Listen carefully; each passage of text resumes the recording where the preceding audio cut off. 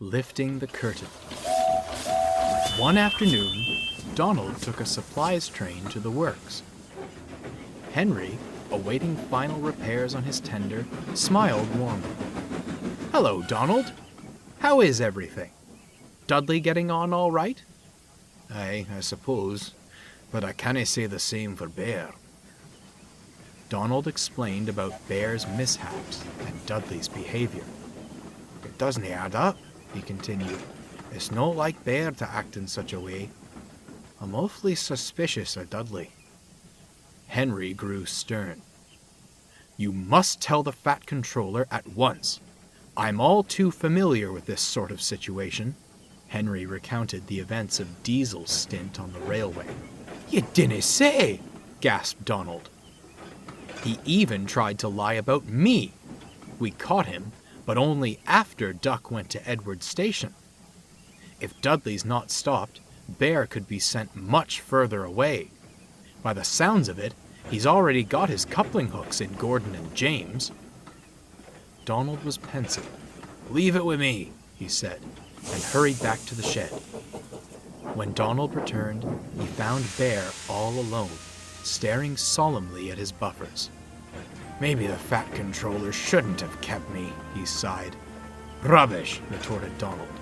"You're an outlier in a world of devilish diesels. I know you didn't have any ulterior motives. Our new pal, on the other hand..." "You mean you don't believe Dudley?"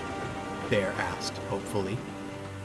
Donald recounted his conversation with Henry, and Bear smiled thankfully.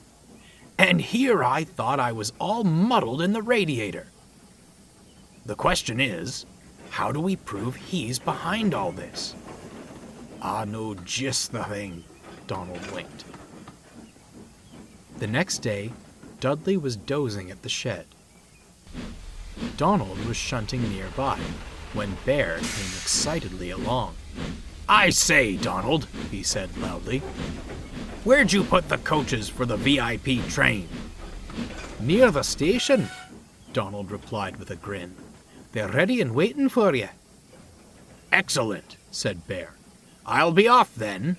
Must be spick and span for our special guest." "A special guest, eh?" smirked Dudley. Bear was waiting in a siding for his driver to return, pretending to be asleep. He heard the rumble of trucks rolling past, accompanied by deep puffing. When the sound died away, he opened one eye. The trucks sat on the points, blocking him in. "Worked like a charm," he chuckled to himself. Meanwhile, Dudley skulked around the sidings by the big station.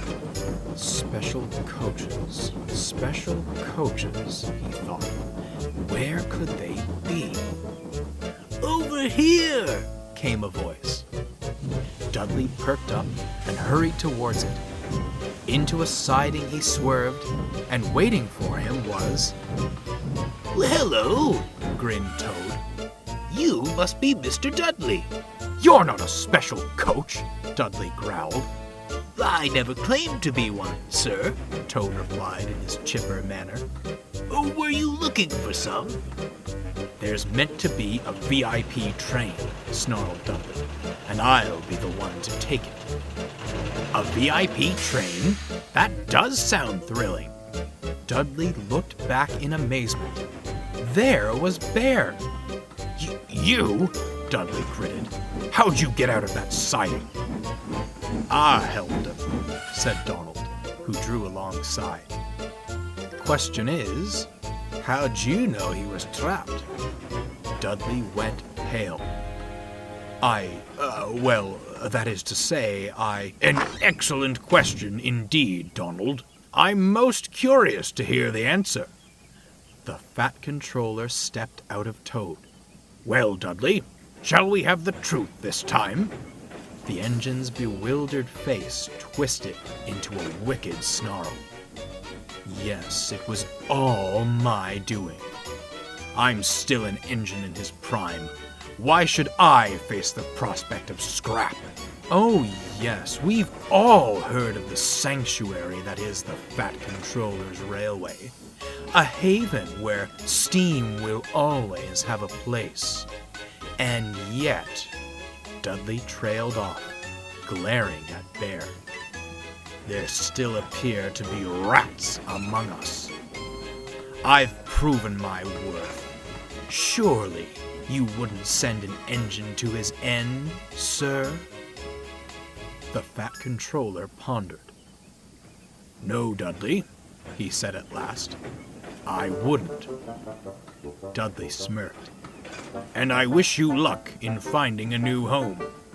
However, it won't be here. You can't, Dudley gasped. Deceit has no place on my railway. I welcome any engine, steam or diesel, who shows that they are both useful and honest in their work. I hope you learn to change your ways. Perhaps then you will find what you seek. I politely ask that you leave at once. There was silence. Donald and Bear stood with bated breath. At last, Dudley gave a sinister smirk. Perhaps this railway isn't any different after all. You call this deceit? Ho, ho, ho, my dear sir, it is survival. The only thing that matters in the age of scrap.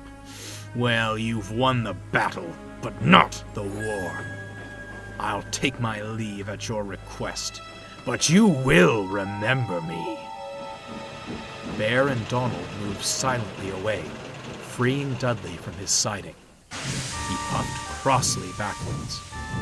Pleasant journeys, Mr. Dudley, called Toad cheerfully. Dudley gritted his teeth. The Fat Controller fought to keep his composure. Dudley was soon coupled to a long line of wagons. Bear and Donald watched from the platform as he stormed away with much whooshing and huffing. Into the setting sun he puffed and disappeared on the horizon. I do feel some sympathy for him, sighed Bear. Scrap is a prospect no engine wants to face. Do you reckon he'll change? Can't say, replied Donald. But with what he said to the Fat Controller, it might be too little too late. Bear said no more, but couldn't help feeling Donald was right. Life returned to normal on the Fat Controller's railway. Henry came home from the works and gave Gordon and James quite an earful. They shamefully apologized to Bear at once. Bear was a much happier engine after that. He worked hard and always lent a wheel to engines in need. Though still friendly to visitors, he had no reservations about putting snooty diesels in their place. The steam engines agreed that made him very useful indeed. But what of Dudley? No one knows for certain. He seemingly disappeared after leaving the island of Sodor. Perhaps he changed his ways and found a new home. Many diesels on the other railway will tell you that, on misty nights, the hoarse puffing and deep whistle of a steam engine can be heard rumbling through, on its way to the Fat Controller's railway. I wonder if the diesels are right. Don't you?